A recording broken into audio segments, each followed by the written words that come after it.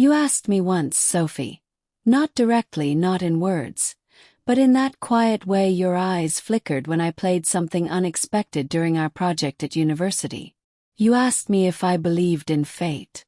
Not the kind of fate they write about in fairy tales or the ones where heroes fall into destiny like it was waiting for them under street lamp.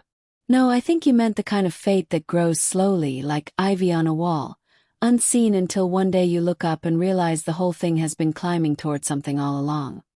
I didn't answer you then. Not really. I just smiled and kept playing.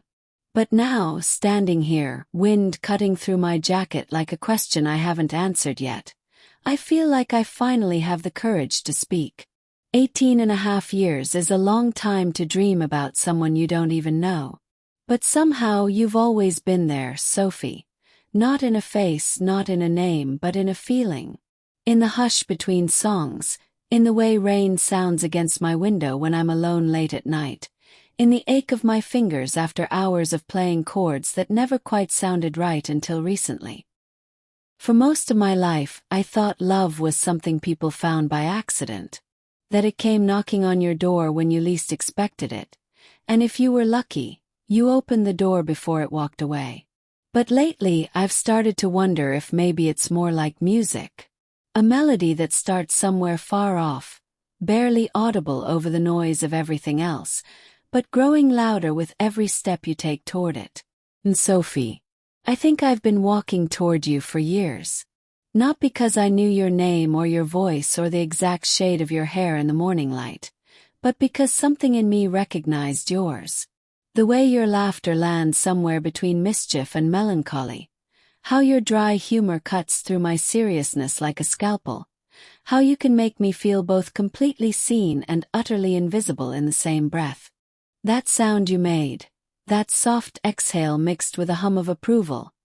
I carry that with me everywhere now. It lives in my guitar case, in the pocket of my hoodie, in the silence between midnight and morning. I used to think music was escape. That if I played loud enough, fast enough, hard enough, I could outrun the loneliness that sometimes creeps into my chest like fog. But now I see it differently. Music isn't escape. It's connection. It's the bridge between what I feel and what I can't say out loud. And you, Sophie. You're the song I've been trying to play since I was old enough to hold a pick. There are nights when I sit alone, guitar across my lap, strings cold from the chill outside, and I close my eyes and imagine your hand resting over mine. Not guiding me, not correcting me, just being there. Just touching me. Just knowing me. Because here's the truth, Sophie. I don't need saving. I don't want pity. I've learned how to survive this city, how to walk its streets without losing myself entirely. But I do want. No, I need to be known. Fully. Deeply. Irrevocably. And I think you might be the only person who could ever do that. Not because you're perfect, far from it. You're stubborn, sarcastic, occasionally moody, and sometimes so lost in your own head that you forget anyone else exists. But those things don't scare me. They ground me, because they remind me that you're real, that you're human, that you're not some idealized version of love I built up in my mind over years of solitude. You're flesh and bone and fire and doubt and brilliance and brokenness all wrapped in one unpredictable, uncontainable package. And I wouldn't want you any other way. I've spent so much of my life afraid to let someone in. Afraid that if I gave too much of myself, I'd disappear. But with you, Sophie, I feel like I'm finally becoming visible. Like I'm stepping into a photograph that's been developing for years. And only now am I starting to see the shape of who I am. And if it turns out that you're the one I've been dreaming about all this time, if it wasn't just coincidence or chemistry or some passing spark in a city full of strangers, then please, Sophie, do with me what you will. Take me, touch me, tame me, bind me, make love to me. Whatever it takes to truly know me, not out of obligation, not because you feel sorry for me, but because you want to. Because you see something in me worth holding on to. Because your soul recognizes mine. even if your mind hasn't caught up yet. If you ever wanted me to fly with you, to leave behind the noise, the clutter, the weight of expectation and failure and fear, then I comply. Without hesitation. Without condition. Because whenever you banter next to me or inspire me with your music, I get this wild, impossible thought. That maybe, just maybe, we humans could live forever. Not literally, of course. We'd still age. We'd still get sick. We'd still lose things.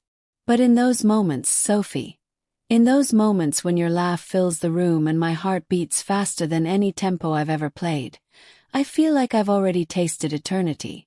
So tell me, Sophie, do I sound like your strings? Am I part of the melody you've been searching for? Do I have the key to unlock the gate to your heart? Not to change it, not to control it, but to cherish it, to protect it, to understand it. Because if I do, then I promise you this. I will spend every waking breath learning your language. I will memorize the way your shoulders rise when you laugh, the way your eyes soften when you're tired, the way your fingers tap nervously on your knee when you're thinking too hard. I will learn your silences. I will dance in your storms. I will stay with you when the world gets loud and the lights go dim. I will be your deuteragonist, Sophie. Not the hero, not the sidekick, but the one who walks beside you, shoulder to shoulder, through every act of your story. Because here's the thing. I don't need to be the star of your life. I just want to be in it. For better, for worse. For richer, for poorer. In sickness and in health. Until death parts us, yes. But even then, Sophie. Even then, I hope something of me remains in you. In the way you play a certain chord. In the way you hum a familiar tune. In the way you remember me when the wind picks up and the night feels like ours again. So if this letter finds you, wherever you are, however far away, I hope you'll read it slowly. Let the words settle into your skin. Don't rush them. Don't dismiss them. Just feel them. Let them echo in the space between us.